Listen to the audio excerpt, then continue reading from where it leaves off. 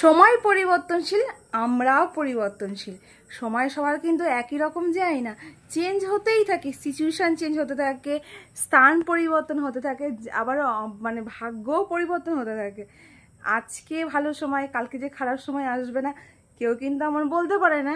আবার ঠিক তেমনি খারাপ সময় জীবন এসেছে বলে ভালো সময় আসবে না এটাও কিন্তু নয়। ভালো সময় ঠিকই আসে খারাপ সময়ের পরে। আর যদি খারাপ সময় নাই আসে তাহলে আমরা ভালো সময়টাকে উপভোগ করব কিভাবে, তাই না? উপলব্ধি করবো কী করে যে আমরা খারাপ সময় থেকে ভালো সময়ে এসছি, তাই না? তো কাল আমার হসপিটাল যাওয়া ছিল, গেছিলামও টেস্ট করানোর জন্য। আমি জানতাম হয়তো অ্যাডমিট নিয়ে নেবে, কিন্তু ডক্টর চেক আপ করে বললো যে না, এখনও সময় আছে। যদিও আমার ডেট দিয়েছিল হচ্ছে এ মাসের লাস্টের দিকে, একদম একদম লাস্ট উইকের লাস্টের দিকে। তো কিন্তু শারীরিক পরিবর্তন আমার আসছে আর প্রচণ্ড প্রবলেমও হচ্ছিল, যার জন্য আমি তাড়াতাড়ি গেলাম। আমার টেনশনে ছিলাম প্রচণ্ড যে কী হবে না হবে, তো সেটা জানতাম না। ফার্স্ট টাইম আমি কনসিভ করেছি, মানে কনসিভ তো করেছি প্লাস ফার্স্ট টাইম ডেলিভারি হবে, তো তার জন্য একটু বেশি নার্ভাস ছিলাম।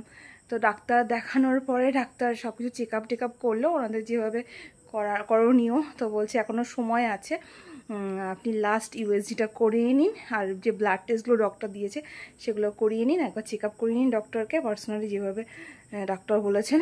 চেক আপ করানোর পরে তারপর ডিসিশন নেওয়া হবে যে কবে ডেট দেবে। তো হোপফুলি আর 10 থেকে 12 দিন হয়তো আমার হাত থেকে সময় আছে মানে ডেলিভারি। তো কালকে সকালে আবার যাব। সকাল সকাল বলতে গেলে কালকে অনেকগুলো টেস্ট করাতে হবে, তো টেস্টের জন্য যেতে হবে আমাকে। প্রস্তুতি নিয়ে নিয়েছি আমি। কালকে সকাল সকাল উঠতে হবে, প্রথমে খালি পেটে ব্লাড দিতে হবে, তারপর 2 ঘন্টা আবার খাওয়ার পরে আবার ব্লাড দিতে হবে, তারপর ইউএসজি আছে, অনেকগুলো টেস্ট আছে। মানে লাস্ট টু লাস্ট মান্থে সে সেম যে টেস্টগুলো ছিল সেই টেস্টগুলো রিপিট হচ্ছে। যেহেতু আমার 8 মান্থের 8.5 মান্থের আমার টেস্টগুলো হয়নি, যার জন্য রিপিটেড টেস্ট পড়েছে আবার। তো টেস্ট করতে যেতে হবে কালকে।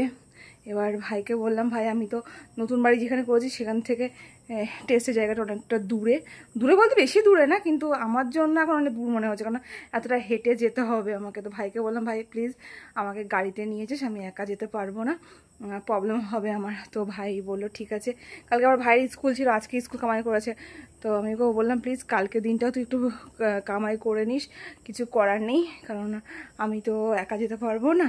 তো বলছে মাকে সঙ্গে নিয়ে যাবে। বললাম মার কাজ থাকে না সকালবেলা, আমার কতক্ষণ লাগবে টেস্ট করাতে তো ঠিক নেই। তো এর জন্য কাল ভাইয়ের সাথে যাব আমি। টেস্টের রিপোর্ট কবে দেবে সেটাও জানি না, বুধবার দিন ডক্টর দেখাতে বলেছে। তো আজকে তো সোমবার চলেই গেল, কালকে মঙ্গলবারে কালকে টেস্ট করাবো।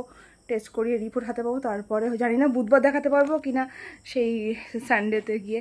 তো সেটা যদি ওর গুড লাক থাকে তাহলে আমি কালকে টেস্ট করিয়ে পরশু দিনের মধ্যে আমি রিপোর্ট পেয়ে যাবো। তো পরশু দিন বিকালে ডাক্তার দেখিয়ে নিতে পারবো, যে ডক্টর আমি কনসাল্ট করি, তো সেই ডক্টরকে আমি দেখিয়ে নিতে পারবো। ওই ডক্টরই ওটি করাবেন। তো দেখা যাক কতদূর কি হয় না হয়। এখন একটু ফ্রি আছি, একটু ফ্রি বলতে মানে একটু রিলিভ হয়েছে, প্রচণ্ড শরীর খারাপ ছিল আমার। আর আজকে একটু দুপুরে ঘুমিয়েও পড়েছিলাম, মানে সকালে ব্রেকফাস্ট করার পরে বোন ছিল, বোনের ছেলে ছিল, এই জাস্ট গেল ওরা। তো এর জন্য আমি বোনদের সাথে একটু ঘুমিয়ে পড়েছিলাম। আজকে অনেকদিন পর একটু ঘুম হলো টানা, রাতে তো ঘুম হয় না।